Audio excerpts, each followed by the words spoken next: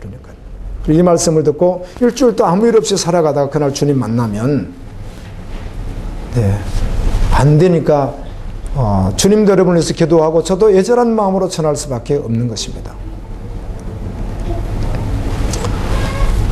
자, 믿음에 대해서 한번 짚고 이 말씀을 볼 때 왜 그런가 하면 이 베드로 전후서는요, 성경을 받은 사람들 있잖아요. 이 말씀을 받은 사람들, 이 1차적으로 받았던 사람들이 누군가 하면 지금 현재는 터키 지역에 가게 되면 산악지대입니다. 그 밑에 이렇게 돼 있죠. 여기가 본도, 갈라디아, 갑바도기아, 아시아, 비두니아 이렇게 되어 있는데요. 아시아라고 하니까 우리가 지금 여기 아시아를 말하지 않고 성경이 기록된 아시아는 거길 말하지 않습니다. 터키 지역의 해안지대 7교에 있었던 지역 있죠. 서모나, 에베소, 보가모, 두아디란, 나오디아게, 빌라델베교에 있었던 지역 있잖아요. 그 지역 쪽으로 약간 포함되어 있는 지역이 아시아입니다. 아시아. 그래서 조금 올라가면 이제 본도, 이제 갑바도기아 이렇게 쭉 위로 이렇게 산악지대입니다. 산악지대. 그래서 로마서 16장에 보게 되면 아시아 지역입니다. 아시아 지역은 유로 고린도 지역이 아니고 마게도냐 지역이 아닙니다. 여기 전하고 마게도냐 지역에 가서 복음 전했던 것이 빌립보 지역 아니겠어요? 자주성산 누디아 나오는데, 자, 이 아시아 지역에서 제일 먼저 예수를 믿었던 사람이 바울이 전도해가지고, 그게 로마서 16장에 기록되어 있습니다. 이름도 거기 있습니다. 아시아에서 제일 먼저 예수님을 믿었던 사람, 이렇게 되어 있습니다. 그러니까 지금 오늘 성경 받는 사람들은 누군가 하면 예루살렘에서 시작된 복음이 핍박으로 말미암아, 그러나 예루살렘이 너무 어려워서 성도들이 막 굶주리고 살아갈 수가 없으니까 마게도냐, 우리 성경 보면 그렇잖아요. 마게도냐, 고린도 교회, 데살로니가 교회가 뭘 냈어요? 연보 헌금을 막 모았잖아요. 그래가지고. 그래서 어떨 때는 너무 많이 줘가지고 헌금을 막 얼마나 1년 동안 막 바울이 안 가니까 어마어마하게 헌금을 모아주니까 바울이 디도와 함께 그 사람들과 함께 이거를 아주 정중하게 그걸 옮기느라고 애썼다고 하는데 내가 한 푼도 쓰지 않고 그대로 옮겼다. 이런 말씀도 성경에 기록되어 있는데 왜 그런가 하면 예루살렘 교회 성도들이 복음을 받고 살아갈 수가 없어서 그래요. 재산도 빼앗기지 아무것도 할 수가 없어요. 농사짓다 잡히면 죽고요. 그러니까 그들이 굶주리니까 예루살렘 교회를 그렇게 많이 구제했던 이유가 그거예요. 그럼 다른 데 구제했다는 말 별로 없습니다. 다 어디를 구제해요? 예루살렘 교회를 다 구제를 하잖아요. 성경 읽어보면 신약성경. 그래서 그들 가운데 도망가다가 터키 산악지로 간 사람들과 그리고 터키 지역에 있었던 사람 가운데 아주 소수가 예수님을 믿게 되는 것이죠. 지금도 터키는요, 해교인데 해교 국가입니다. 그런데 해교 국가인데도 불구하고 약간의 유화 정책을 썼습니다. 세속주의라고 해가지고요. 터키도 좀 잘 살아야겠다 해가지고. 그런데 이번에 다시 쿠데타가 한번 일어나고 그 쿠데타를 주동자가 지금 미국으로 도망가 버렸고요. 이 사람은 해교의 수장인데도 불구하고 세계 석학이라고 그래서 1위 쳐준답니다. 1위 그 사람을요. 세계 석학 가운데. 그런데 이 사람이 유화 정책을 썼는데 이 사람이 쿠데타 일으켰다가 6시간 만에 장악돼 버리잖아요. 최근에 있었던 일입니다. 그래서 터키가 다시 지금 현 정권, 지금 16년째 독재하고 있는 그 현 정권의 수장인 대통령이 안 되겠다. 우리 완전히 이슬람으로 돌아가자. 이렇게 해가지고 지금 강경 이슬람 정책을 쓰기 때문에요. 기독교인들 그때 인쇄소에 있던 사람들 칼로 하루 종일 찔러서 3명 죽였던 사건 있잖아요. 근데 앞으로 더 강경이기 때문에 터키에는 우리 친구 목사님이 계시는데 항상 K9 그리고 이름을 밝히지 않습니다. 이름을 모세라고, 박광인데 이름을 모세라고 쓰고 있는데요. 지금도 터키가 그런데 더 강경되니까 이제 더 핍박이 있을 거예요. 거기다요. 전 세계가 이렇게 핍박으로 흘러가고 있습니다. 바로 이들이 있던 곳이 지금 갑바도기아, 본도, 비두니아, 갈라디아 이런 지역이었단 말이에요. 그 이들에게 보낸 편지가 베드로 전후서이기 때문에 아주 믿음이 출중한 정도로 생명을 걸고 오직 예수로만 살아가는 사람들이 이들이. 아멘. 근데 이들에게 준 말씀을 1차로 오늘 우리에게도 줬기 때문에 우주적으로 선포된 말씀을 우리가 지금 보게 되는데 우리는 그냥 한국 상황에서 아예 그냥 전혀 무관하게 볼 수 있다는 것이죠. 이 농도로 들여다보지만. 그래서 믿음을 알아야 됩니다. 여러분, 믿음은 목사도 믿음이 있을 수 있고 없을 수 있고 믿음 없으면 어떻게 되는 거죠? 지옥 가죠. 오늘 칼럼 제가 썼듯이. 선교사도 믿음이 있을 수 있고 없을 수 있고 집사, 권사, 장로, 성도도 믿음이 있을 수 있고 없을 수 있고 그러는 거. 그럼 믿음이란 뭐냐는 거죠. 뭘 믿는다는 거죠? 예수 그리스도를 믿는다는 거예요. 마음으로 믿어 의에 이르고 입으로 신하여 구원에 이르느니라. 아멘. 누구든지 주의 이름을 부르는 자는 구원을 얻으리라. 이 농도가 어떤 농도인가 하면 그냥 입으로 신하고 만다는 농도가 아니잖아요. 여기서 말하는 믿음의 농도는 전능하신 하나님이 영세전에 감춰졌던 비밀했던 십자가 복음을, 아멘, 예수 그리스도를 이 땅에 보내셔서 십자가에 달려 죽게 하셨어요. 하나님이신 그분이 이것을 주셨단 말이에요. 이것을 받아들일 때는 나도 동일하게 그 생명으로 연합해서 생명으로 받는다는 뜻이기 때문에 예수를 믿는다는 말은 아예 그냥 그 전제가 바뀌어버린다는 것이에요. 이제 바뀌었는데 그 다음부터 어때요? 성경을 모르니까 바뀐 사람 가운데서도, 자, 바울과 같은 사람은 성경 박사이다 보니까 다메섹에서 주님을 딱 만나서 딱 패러다임이 바뀌듯이 딱 바뀌면서 예수가 구주가 딱 되니까 그냥 바로 그냥 예수님 제자 돼버리고 학자니까 그 사람은 이게 다 열려버리는 거 아니에요? 이미 구약 성경이 그 사람 박식한 사람이니까. 이와 같이 목사나 전도사나 선교사나 장로나 집사나 권사나 이런 분들이 평생 교회 다니는데 예수를 안 믿는 거죠. 종교인이죠. 그런데 정말 예수를 딱 믿게 되면 그 모든 지식들이 다 어때요? 참고가 돼버리는 거예요. 이해되시죠? 이와 같이. 그런데 오늘 전혀 교회를 다녀본 적이 없습니다. 지금 뭐 어떤 아프리카 책이라고 하는데 전혀 다녀본 적이 없습니다. 성경을 읽어본 적도 없습니다. 그런데 그에게 복음을 듣는데 거기서 정말 정확하게 성경에서 말하는 농도의 믿음으로 받아들이는 거예요. 그러면 아는 건 아무것도 없지만 존재가 바뀌어서 이제는 생명된 거죠. 그때부터 바른 지도자가 말씀을 통해서 말하면 그 말씀 들어서 부조가 되면 순종에 걸어가는 겁니다. 아멘. 이걸 믿는다고 하는 것입니다. 이거를. 믿어도 세속같이 가지고 이걸 믿는다고 하지 않습니다. 믿음이 연약하고 적다 크다를 어제도 어떤 분이 칼럼을 써서 우연히 이렇게 보게 됐는데요. 뭐 막 비판하는 이런 비판은 꼭 나를 비판한 건 아닐 거로 알아요. 제가 내 설교를 듣고 그런 것 같지는 어떤 목사님이 하는 이야기가, 아니 성화에 대한 교리를 무시하고 그렇게 다 거룩을 주장한 것까지는 좋은데 어지간히 지옥 간다 말하면 되느냐 이렇게 썼어요. 그러면 내가 하는 말 같았고, 그런데 보세요. 전 세계 신학교에서 배우는 성경을 가진 구원론이요, 절대로 그 교리 가지고는 성경을 접근해서는 안 됩니다. 맞아떨어지는 게 별로 없습니다. 논리만 그냥 그런 것 같지 아무것도. 중생, 소명, 칭의, 양자, 성화, 경인, 영화 이런 말들이요 원리만 있는 것 같이 전혀 맞아떨어지지 않습니다. 성화가. 성경에 성화라는 말이 그런 것도 어디 있어요? 성경에 그런 말이 어디 있습니까? 성경에. 믿으면 거룩하게 변화된다는 것을 우리가 받아들일 수 있는데, 그러니까 믿었으니까 거룩하게 변화된다고 했지, 믿었는데도 많이 변화도 안 된다 그런 말이 성경에 어디 있습니까? 다만 성경의 하나님의 깊은 뜻을 다 모르니까 믿었지만 그걸 계속해서 알아가면서 그 깊은 단계로 나가는 것이지, 여전히 믿었는데도 가서 죄를 범하고 간음하고 별짓을 다 하고 예수 믿는다고 맨날 핸드폰 틀어잡고 있고 이러면서 예수 믿는다, 이게 얼마나 흉악한 말이에요. 혹시 믿을지라도 그러면 안 되는 거죠. 아멘. 이게 흉악하단 말이에요. 이게 주님 오시면 안 된단 말이에요. 그래가지고 성경이 어디 그런 성도가 있냔 말이에요. 성경에서 말하는 성도가. 아시아 지역에 무슨 그들이 율법을 합니까? 터키가 모르지. 바울이 가서 복음을 전했어요.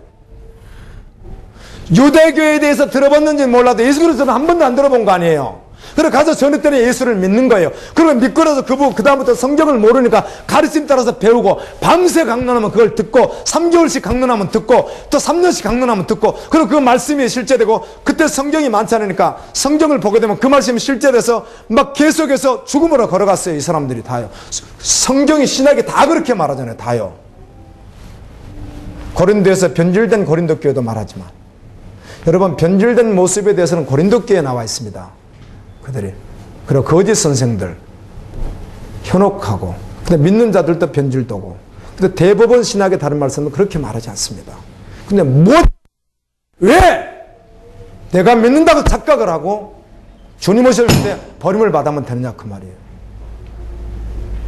주님 오실 때 심판이 어떻게 되는 거예요? 믿음의 농도가 그렇단 말이에요. 아멘입니다. 혹시 그 믿음의 농도가 있었는데 지금 떨어졌다면 정확하게 사단에게 머리채 딱 잡힌 것이죠. 달리 피어날 길이 없습니다. 사단이 딱 잡고 있는 거죠. 그러래요. 아멘. 아멘. 고상하게 어떻게 해석해도 변명받게 되지 않습니다. 그래서 하나님 은혜를 주십시오. 이렇게 고백되는 시간 됐으면 좋겠어요. 미국 아래 있는 쿠바 정부, 오늘 이제 고난을 이기라는 말씀을 계속해요. 쿠바 정부는 2016년 1월부터 1400교회를 대부분 큰 교회, 오순절 계열이 있는 큰 교회들을 다 폐쇄시켜버렸습니다. 쿠바가 미국 아래에 있는 그 나라 있잖아요. 그리고 지금도 1000개를 탁하지 않고 또 무너뜨리고 있는데 얼마나 무너뜨릴지 모르겠어요. 쿠바는 1100만 명의 인구인데 600만 명이 기독교라는 이름을 가지고 있으니까 교회가 굉장히 많은 거죠. 그러니까 막 꺾고 있습니다, 지금. 전 세계 인구의 74%가 어떻든 종교 자유에 대한 제한을 받는데요. 그런데 우리는 36% 제한을 받지 않는 그 36% 속에 우리가 들어가 있죠, 한국이. 우리는 제한받지 않거든요, 아직 국가적으로. 그런데 74%가 제한을 받아요. 어떤 데는 아주 극심하게 제한을 받는 3분의 1, 전 세계 3분의 1 나라들은요, 아예 자기가 원래 해교면 해교, 불교면 불교 가지고 있다가 개종을 하면 그냥 막 사형시키고 막 어렵게 합니다. 이런 나라들이 강력하게 존재하고 있고요. 북한 기독교인들 잡으면 수용소로도 보내고 여러 가지 하지만 특수부대 살상용으로 쓰기도 하고요. 특수부대 훈련할 때 죽이는 일로 살상용으로 쓴다는 거예요.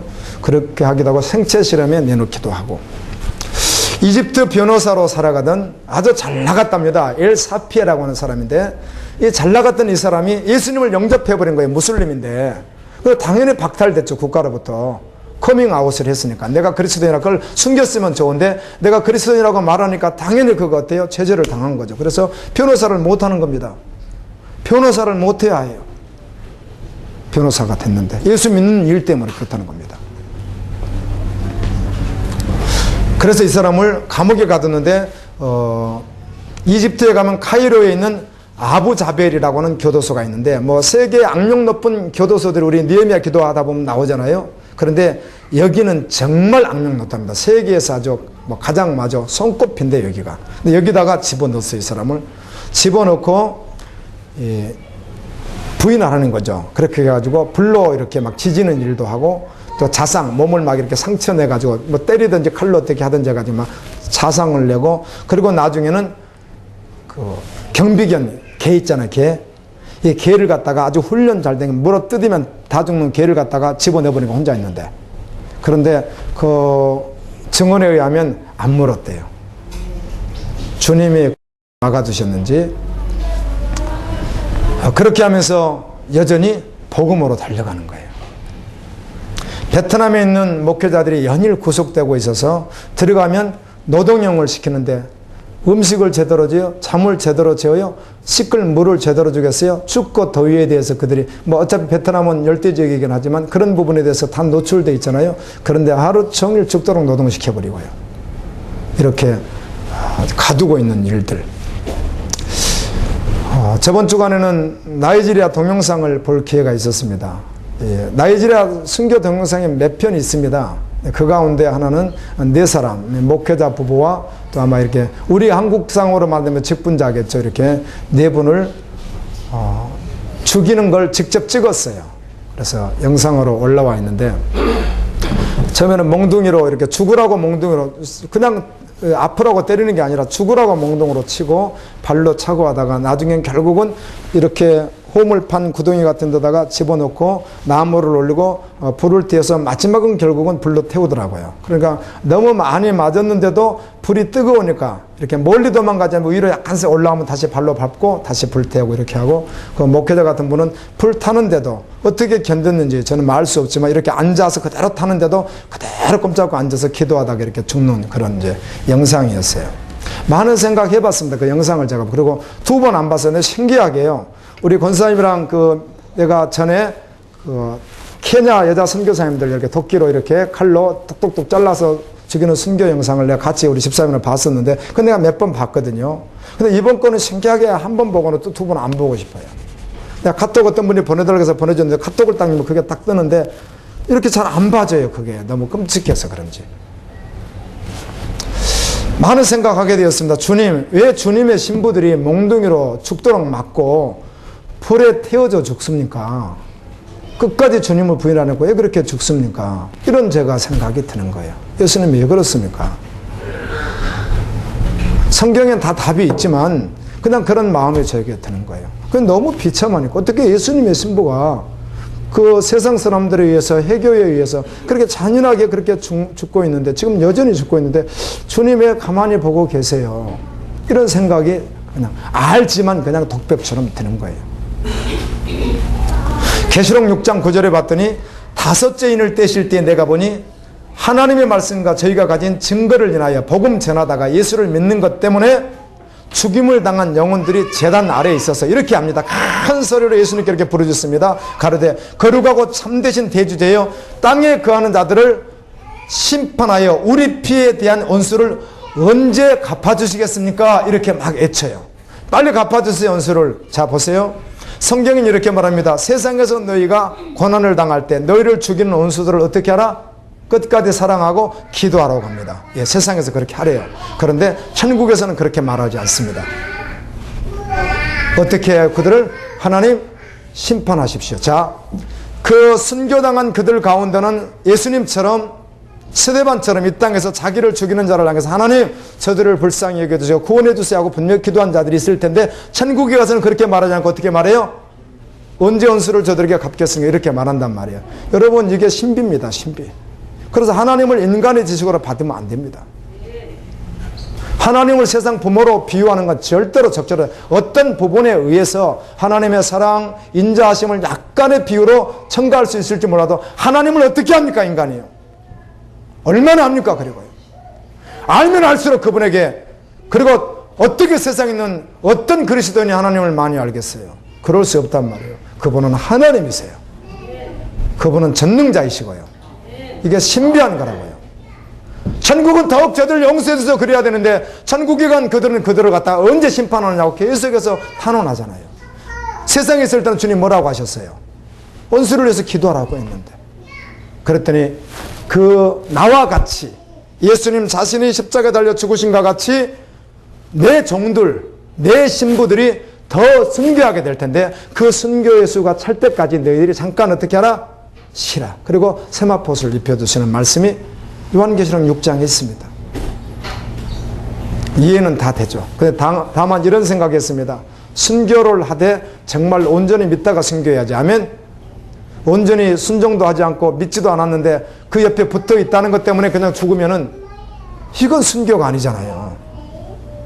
지금 수많은 사람들이 열방에서 순교를 하는데 알 수 없지만 그 가운데는 예수도 믿지 않는데 거기 덤으로 있다가 죽는 사람들 있을 수 있어요, 없어요? 있을 수 있잖아요. 그래서 어차피 순교할 거라면 정말 잘 믿다 순교해야죠. 그래야 생명의 면류관을 받을 거 아니에요. 아멘입니다.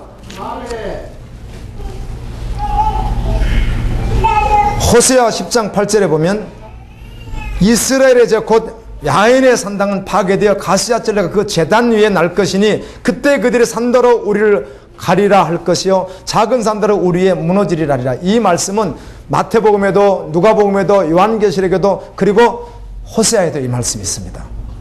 제단에서 예배를 드리던 북쪽 이스라엘 백성들, 호세아는 북쪽 이스라엘 대상으로 하거든요.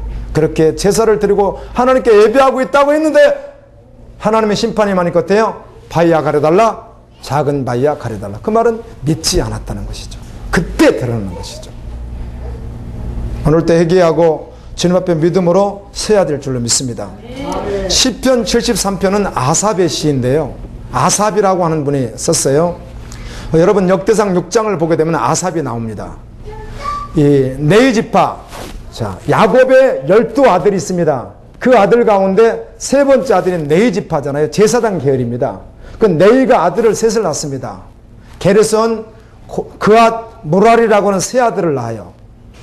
이 세 아들을 낳은 가운데 이 아삽이라고 하는 사람은 게르손의 후손입니다. 그런데 이 헤만이라고 하는 사람, 성경에 나와요. 다윗이, 헤만은 그앗 자손입니다. 그앗은 모세의 같은 혈족입니다. 그 그앗 자손이었던 헤만에게 대표로 너가 성전에서, 그때는 성전이 없으니까 성막에서 찬양을 부르라고 대표로 세웠습니다. 그 대표로 세운 오른쪽에서 같이 찬양으로 봉사했던 사람이 아삽이에요. 그러니까 뭐 찬양대로 특별 활동하고 찬양을 하던 사람이니까 좀 특별한 사람이었다는 거죠. 예를 들면 찬양 사역자였다는 겁니다. 아삽이.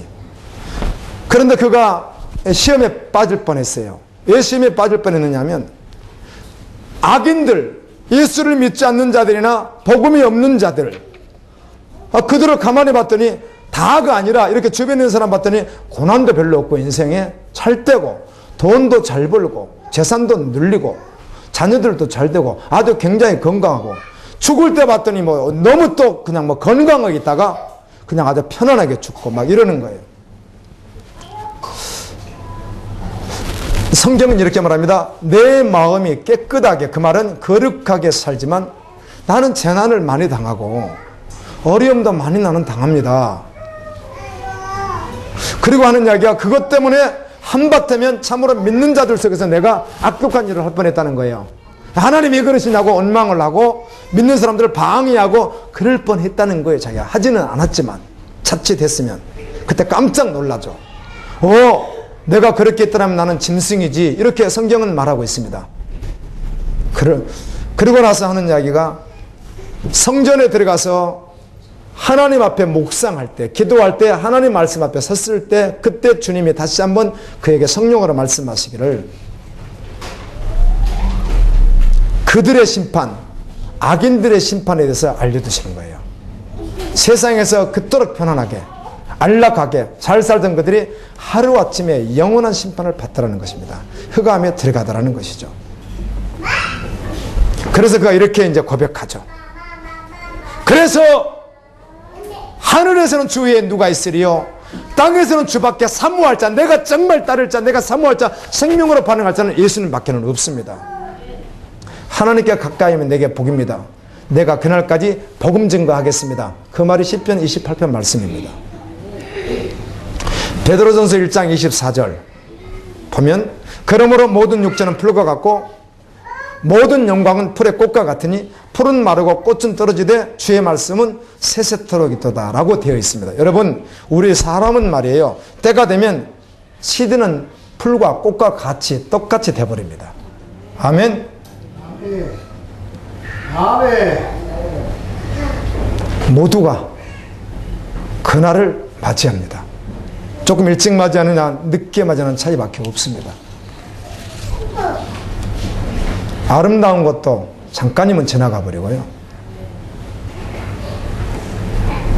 사람마다 각각 다르지만 머리 빠지기도 안 빠지기도 하지만 얼굴도 다 변하고 몸도 다 변하고 해가지고요. 마지막 모습은 시들어 버립니다. 그게 인간이에요. 오직 우리에게 영원 사랑하는 마음을 줘서 하늘나라를 소망하는 거예요. 영원히 사는 그 나라 말이에요. 오늘도 말씀을 듣고 복음을 받아들이십시오. 믿으십시오. 믿을 때는 어떻게 믿는 거예요? 내가 생명으로 지금 받는다고요. 아멘. 그리고 베드로 전후서 8장에서 계속해서 말씀하잖아요. 어떻게 살아라, 어떻게 걸어라, 어떻게 믿음으로 반응하라, 어떻게 주님을 기다리라, 계속 말씀하죠.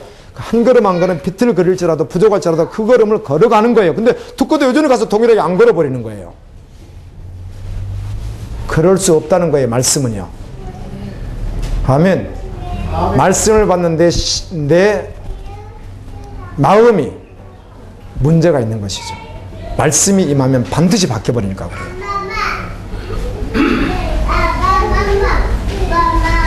아멘. 아멘. 말씀한 그대로 베드로 전후서는 거룩한 성도들에게 세상에 허망한 것들 결코 소망 두지 말고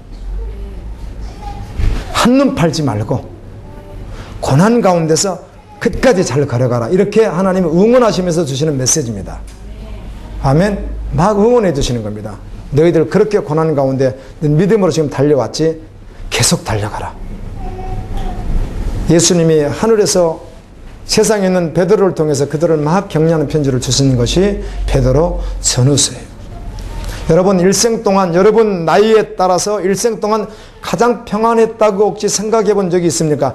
그땐 참 행복했고 참 좋았어, 그때가 참 좋았지라고 하는 게 있다면 깊이 한번 생각해 보면 있을 수 있습니다. 뭐 여러분 생에서 가장이라고 했으니까, 다 불행했을지라도 가장이라고 했으니까 어떤 순간이 있지 않았겠어요? 그런데요, 주님과 긴밀한 사귐, 주님의 말씀에 온전히 순종되는 것, 그것이 아니었는데 행복했다면, 그것이 아닌데 평안했다면, 감정과 지식과 여러분의 경험과 그 어떤 것이 그렇겠다면 그것은 가짜입니다. 그러니까 성경으로 말씀을 드리는 것이에요. 아멘입니다. 그런 것은 없다는 것입니다. 혹시 여러분들이 그런 때가 있었다고 해석한다면 그건 가짜라는 겁니다. 그건 진리가 아니기 때문에. 반드시 성경에서 말하는 진리의 결론에 의해서 왔던 그 평안이만이 진짜 진리지 나머지는 다 가짜니까. 세상 사람들도 그런 때가 다 있단 말이에요. 복음이 없어도 악독한 자들도 다 있단 말이에요. 그건 진리가 될 수 없다는 거예요. 반드시 가장 행복하려면, 가장 평안하려면 주님 말씀에 온전히 순종되어질 때, 아멘. 그때라는 것이 진리예요, 진리. 초대교회는 유대인이나 헬라인이나 개종하여 예수 그리스도를 믿으면 대부분 다 살 얼음판을 걷는 것 같은 고난이 기다리고 있습니다. 그게 초대교회의 상황입니다. 변질 아시죠? 모든 게 낡아지잖아요. 지금 이 안에 있는 건 낡아지지 않을 것은 단 한 가지도 없습니다. 쎄요? 낡아집니다. 효리도 낡아지죠. 이거 다 낡아집니다. 사람도 낡아지잖아요. 당연히 진리는 낡아지면 안 될 것을, 불 속에 들어가도 금보다 더 존귀한 믿음으로 계속해서 가야 될 것을, 세월이 지나면서 변질이 온다는 것입니다. 그래서 마지막 때에 믿는 자를 보겠느냐 주님이 그러시는 거예요. 너무 많이 변질되어 버렸기 때문에. 구원받지 않은 자를 구원받았다고요. 세상에. 요한계시록 21장 8절 말씀, 천국까지 못하는 자 해서 이렇게 말합니다. 지옥 갈 자, 불못에 들어갈 자에 대해서 첫 번째 두려워하는 자 이렇게 했습니다. 여러분, 두려워하는 자를 다른 번역, 공동번역이나 새번역, 또 다른 번역들은 대부분 어떻게 번역했냐면 이 두려워하는 자를 비겁한 자라고 번역을 했습니다. 비겁한 자. 즉 비겁하다고 하는 말은 진실로 거룩한 예수님의 신부로서 정직하게 살아가야 되는데 그리스도의 신부인 그가 비겁해졌다는 것입니다. 아니면은 믿지 않기 때문에 그 말씀을 지켜야 되는 삶을 살아내야 되는 그 앞에서 비겁해져 버리겠죠. 타협하고 적당히 된다는 거죠. 그래서 그걸 비겁한 자들 이렇게 했는데 그는 구원받지 못합니다. 믿지 않는 자 구원이 없습니다. 그 말씀 그대로요. 우상숭배자 구원이 없습니다. 대부분 많은 목회자들이 우상숭배 그러면 뭐 무속신앙 아니면 다른 이방 종교 뭐 무덤 앞에 어떤 하는 행식들 이걸 주로 우상숭배라고 굉장히 많이 이렇게 하고 그 다음을 접근하지 못하는 경우가 너무 많은데요. 성경은 그것 말고 더 많은 우상숭배에 대한 어마어마한 우상숭배에 대한 말씀들을 하고 있습니다. 열왕기상 14장, 열왕기상 22장 말씀 같은 경우 보면 거짓 선지자 400명이 된다! 우리는 이긴다! 우리는 평화가 있다! 승리한다! 이렇게 말하니까 미가야 선지자가 아니라고 하니까 왕의 신하가 미가야 선지자가 미가야 선지자님 지금 다 왕들이 잘 된다고 지금 다 축복 빌고 있으니까 가서 제발 그렇게 해주십시오. 그랬더니 나는 하나님의 말을 전할 것입니다. 가서 전한데 안 된다. 여기는 가면 여러분 아합왕이란 말이에요.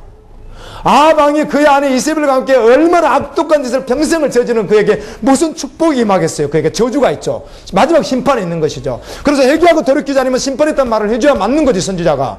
그에 가서 당신에게 잘 될 거면 전쟁만 해도 이깁니다. 이런 말은 가짜잖아요. 가짜예요. 그런데 400명의 선지자가 가서 그렇게 말해주고 있습니다. 400명의 목사가 그렇게 말하고 있습니다. 그에게 가가지고. 근데 미가야는 그렇게 할 수 없다는 거예요. 아니요, 당신 가서 혼나니까 그렇게 하시면 안 된다고. 가서 400명과 같이 당신도 잘 된다고 그냥 말해주라고 제발. 나는 주님 말씀을 전할 것입니다. 아니나 다를까 안 된다고 했더니 거기 400명의 선지자 가운데 대표 종이당 같은 사람 시드기야가 그냥 막 빰. 네가야 내 딸가 말이야. 무슨 하나님 말씀을 전한다고 된다고. 왜 안 된다는 말을 긍정적인 말을 해야지. 축복을 빌어야지 뭘 안 된단 말이에요. 여러분 아합에게 어떻게 축복을 빌어줍니까? 아합에게 회개하고 돌이키라고 전해야 맞는 거지. 아합에게 아멘. 그리고는 아합이 명령합니다. 저놈 잡아서 집어넣어버려라 감옥에. 그리고 감옥에 집어넣어버립니다. 그런 말씀들이에요.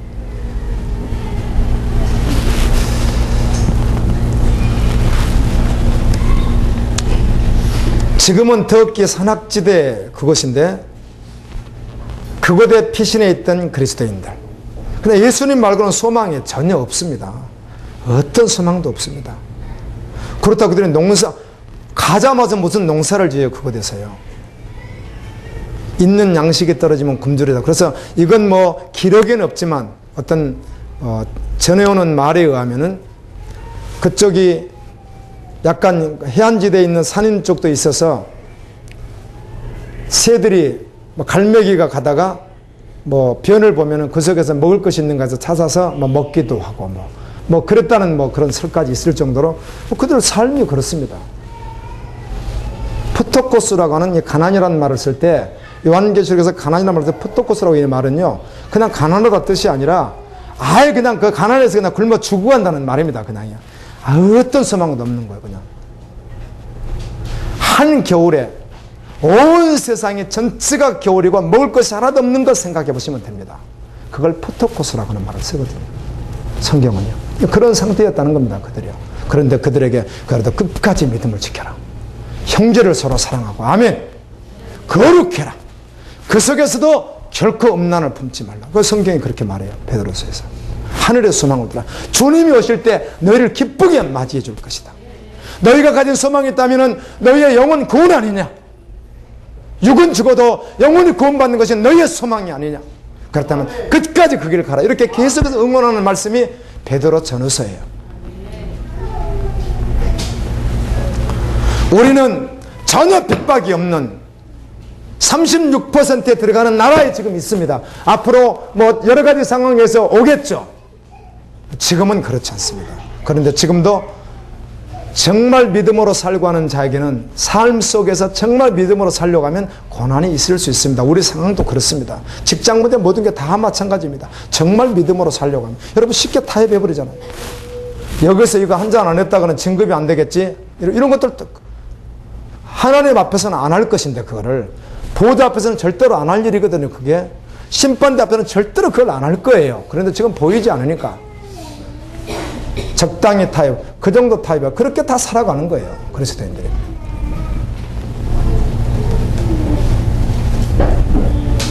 정말 믿으면 그런 거 초월합니다. 아멘. 정말 믿는데 그렇게 하겠어요? 예수님을 영접한 사람이 그렇게 하겠어요?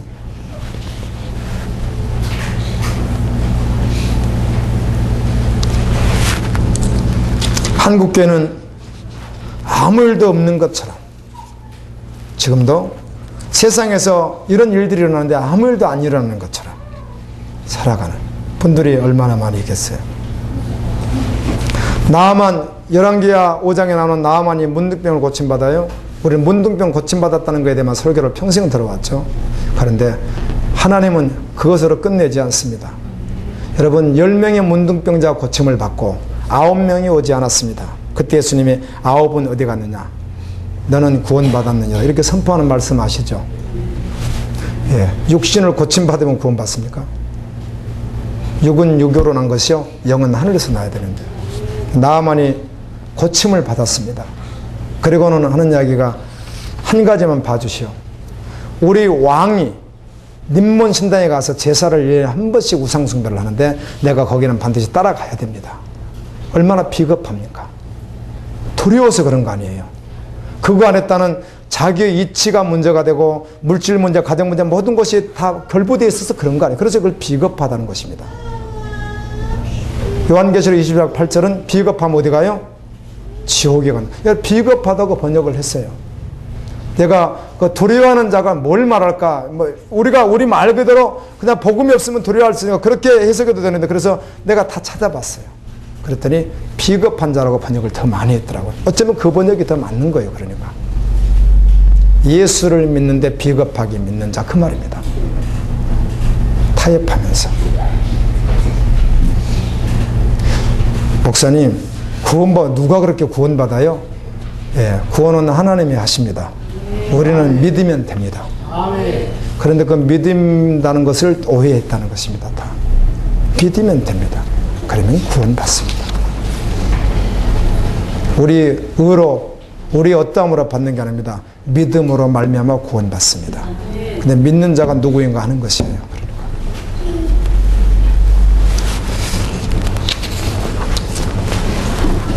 제가 그 알바니아라는 곳을 가봤는데 로마서 15장 19절을 보게 되면 바울이 예루살렘에서 원래는 스페인까지 복음을 전하려고 했었는데 결국은 로마까지 가고 멈추게 되는데요. 가기 전에가 알바니아잖아요. 이렇게 산맥 하나 넘기 전이 그 산맥이 아니라 이렇게 해안지도로 가면 그렇습니다. 이 로마서에 보면 일루리곤이라고 있습니다. 일루리곤. 이게 알바니아입니다. 알바니아.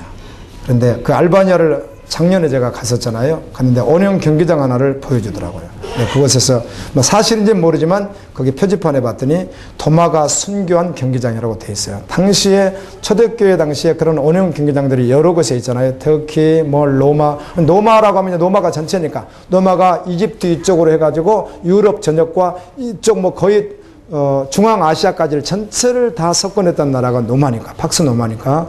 그러니까 그 안에 뭐 원형 경기장들이 있었잖아요. 그곳에서 도마가 죽었다고 하더라고요. 그래서 뭐 사실인지 아닌지는 알 수 없지만 2000년 이야기니까 그러나 마음이 숙연해지더라고요. 와, 이곳에서 그 비참하게 주의 종이 죽어갈 때 많은 관중들이 왕과 함께 관중들이 그것을 보면서 어떻게 인간이 그렇게 악도가 할 수 있는지 그걸 보면서 희열을 느꼈겠구나 이런 생각을 해봤습니다. 예수님도 주님의 제자들도 동일한 고난을 받고 그렇게 살아가더라고요. 지금 해격권에 있는 그리스도인들이 지금도 핍박 가운데 있고 지금도 여전히 고난 가운데 있습니다. 우리 한국에 있는 그리스도인들은 그런 핍박은 없지만 동참하는 것입니다. 무엇으로? 기도로. 아멘. 무엇으로? 연보로요. 그렇게 해서 계속 동참해서 그들에게 흘려드리는 것입니다. 말씀을 맺습니다. 하나님께서 베드로를 통하여 주신 이 말씀은 고향을 등지고 먼 이국 땅 척박한 땅에서 산속 깊은 곳에서 오직 사랑하는 주님 오심만을 바라보며 믿음으로 달려가던 그들에게 주었던 말씀입니다. 여러분, 잠시 후에 우리 주님 오실 것입니다. 아멘입니다. 천국에 가려면 성경 말씀을 믿어야 합니다. 그리고 그것이 자신의 전부가 되어 살아야 합니다. 믿음은 믿는 바대로 사는 것이기 때문입니다. 영원한 하나님의 나라가 소망이라면, 정말 믿는다면 결코 흔들 수 없는 확고한 결단을 오늘 또 내려야 되는 거예요. 아멘. 아멘. 결단에 내려져야 되는 거죠. 네, 주님이 전부 되겠습니다. 그리고 주님 오시는 그날까지 좁은 길, 십자가의 길 걸어가다가 그 끝에서 주님을 만나겠습니다. 이런 고백이 여러분의 고백이 되기를 예수님의 이름으로 축원합니다.